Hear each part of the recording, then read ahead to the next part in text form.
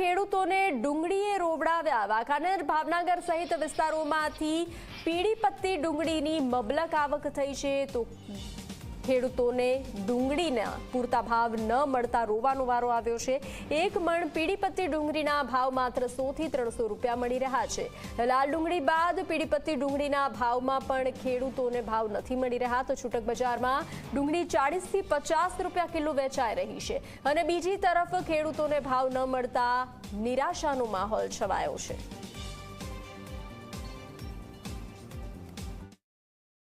રાજકોટ સહિત સમગ્ર સૌરાષ્ટ્રની અંદર પીળી પત્તી ડુંગળીનો ઉત્પાદન છે તે ખૂબ જ મોટા પ્રમાણમાં થઈ રહ્યું છે, પરંતુ ક્યાંક તેના ભાવ ખેડૂતોને પૂરતા પ્રમાણમાં મળતા નથી। રાજકોટ જૂના યાર્ડ ખાતે જે ખેડૂતો ડુંગળી વેચવા આવી રહ્યા છે તેની સાથે આપણે વાત કરવાનો પ્રયાસ કરીશું। કાકા, ડુંગળીનું ઉત્પાદન સૌરાષ્ટ્રમાં ખૂબ જ મોટા પ્રમાણમાં થાય છે, ખેડૂતોને કેટલા ભાવ મળે છે અને શું પ્રકારની પરિસ્થિતિ અત્યારે ખેડૂતોની જોવો? ખેડૂતોની પરિસ્થિતિ બહુ નબળી છે। અત્યારે એક મણના 200 થી 250 રૂપિયા ખેડૂતને મળે છે। એક કટ્ટો દીટવાની મજૂરી 70 રૂપિયાથી 80 રૂપિયા લે છે અને દવાના ભાવ એવા છે, ખાતરના ભાવ એવા છે, ખેડૂતને કોઈ રીતનું પોહાય એમ છે નહીં। નો છૂટ કે ખેડૂતને માલ વેચવો પડે છે।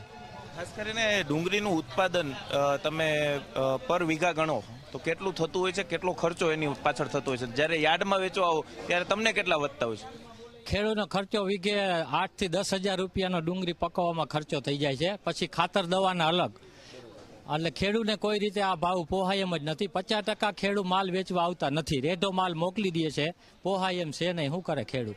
ખાસ કરીને વેચવા આવો જ્યારે ઉત્પાદન કર્યું હોય ત્યારે ડુંગળી કેટલામાં તમને પડે છે, ઘરમાં કેટલામાં પડે છે, અને ખાસ કરીને વેચવા આવો છો ત્યારે તમને વેચો છો પછી તમારા હાથમાં કેટલા વધે છે? આમાં શું સાહેબ હાથમાં વધે? ખેડૂતને કાંઈ હાથમાં આવે એમ જ નથી, પણ આ માલ પકાવ્યો એટલે એને વેચ્યા વગર છૂટકો નથી, બરાબર?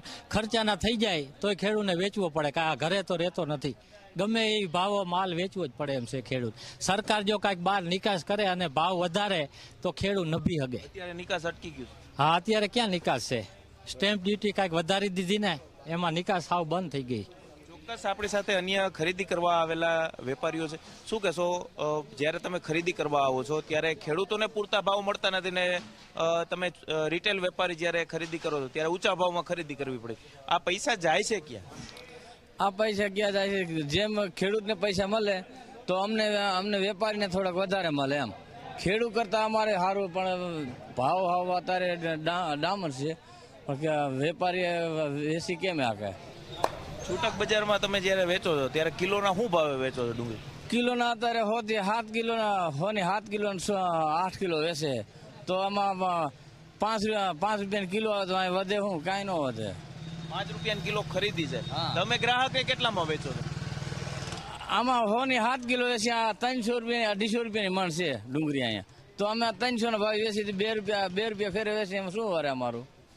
ચોક્કસ જ રિટેલ વેપારીઓ છે કે તેઓ પણ કહી રહ્યા છે કે જો ખેડૂતોને પૂરતા ભાવ મળે તો તેમને પણ ફાયદો છે તે થતો હોય છે। અત્યારે 100 રૂપિયાની 6 થી 7 કિલો જેટલી ડુંગળી છે તે વેચવામાં આવી રહી છે, પરંતુ ક્યાંક જે સૌરાષ્ટ્રના ખેડૂતો જે યાર્ડની અંદર ડુંગળી વેચવા માટે આવતા હોય છે ત્યારે પીળી પત્તી ડુંગળીનો ભાવ છે તે ખૂબ જ નીચો મળી રહ્યો છે ને તેને કારણે જે ખેડૂતો છે તેમને મુશ્કેલીનો સામનો છે તે કરવો પડી રહ્યો છે ને તેમને પૂરતા ભાવ છે તે મળતા નથી। તો બીજી તરફ બજારની અંદર જ્યારે સામાન્ય લોકો જ્યારે ડુંગળીની ખરીદી કરવા માટે જતા હોય છે ત્યારે તેમને ઊંચા ભાવ છે તે ચૂકવવા પડતા હોય છે, એટલે કે ક્યાંક મધ્યમ વર્ગ અને ગરીબ વર્ગના લોકો પીસાઈ રહ્યા છે, તો બીજી તરફ ડુંગળીનું ઉત્પાદન કરતા જે ખેડૂતો છે તેઓ પણ આ મોંઘવારીને કારણે પીસાતા જોવા મળી રહ્યા છે।